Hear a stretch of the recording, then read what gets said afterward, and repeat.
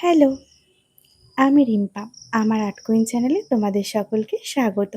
চলো আজ কিন্তু একটা নতুন জিনিস বানিয়ে দেখাবো।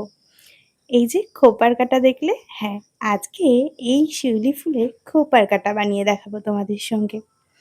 আর এই যে শিউলি ফুলটা ক্লের মাধ্যমে আমি কিন্তু আগে থেকে রেডি করে রেখেছিলাম। তোমরা যারা শিউলি ফুল ক্লের মাধ্যমে কিভাবে রেডি করবে ভাবছো, তারা কিন্তু অবশ্যই আমার ইউটিউব চ্যানেলটা একটু ভিজিট করে নিও।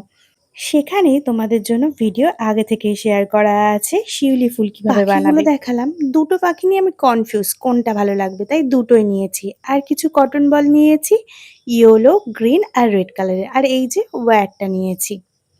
আর এখানে অনলি এই দুটো কালার ইউজ করব, যেহেতু শিউলি ফুল।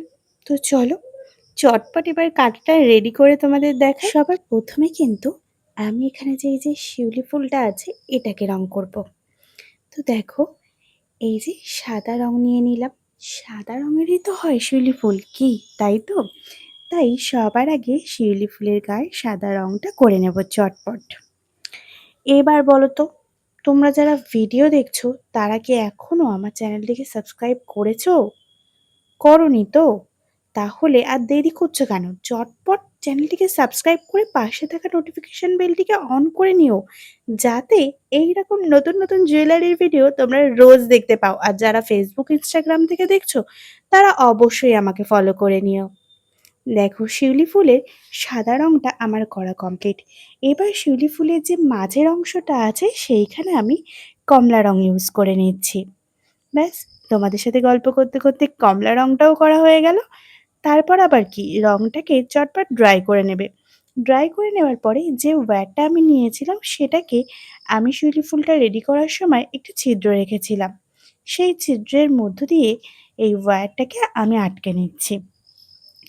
এবার এই ওয়্যারটার মধ্য দিয়ে আমি যে কটন বলগুলো নিয়েছিলাম একে একে সেগুলো দিয়ে নেব।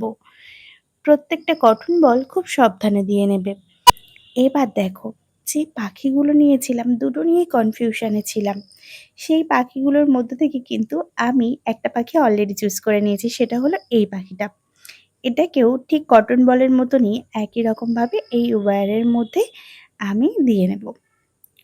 তো দেখো, দুটো মাথা কিন্তু আমার সমান করা হয়নি। তোমরা অবশ্যই যখন এই কাজগুলো করবে ওয়্যারের দুটো মাথা কাঁচির মাধ্যমে একদম সমানভাবে কেটে নেবে। তো দেখো, এই যে পাখিটাকেও আমি এখানে দিয়ে নিয়েছি। এবারে এটাকে, এই যে কাঁটাটা আমি নিয়েছি, এই কাঁটাটার ছিদ্রের মধ্যে দিয়ে আটকে নেবার পালা।